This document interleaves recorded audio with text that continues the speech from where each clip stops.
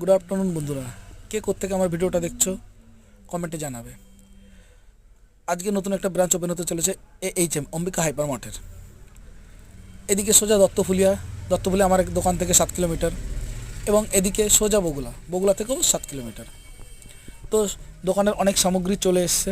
দোকানটা রেডি করার জন্য যে সমস্ত মূল বিষয়বস্তুগুলো যেগুলো লাগে সেগুলো সব চলে এসছে। তোমরা দেখো, সেগুলো আমি একের পর এক দেখাচ্ছি তোমাদেরকে।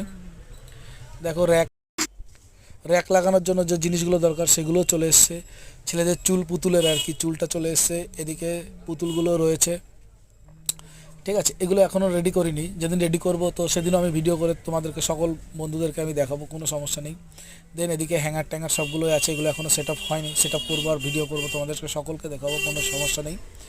এদিকে জামা কাপড় রাখার জন্য, গেঞ্জি রাখার জন্য যে প্রোডাক্টগুলো লাগে সেগুলোও চলে এসছে।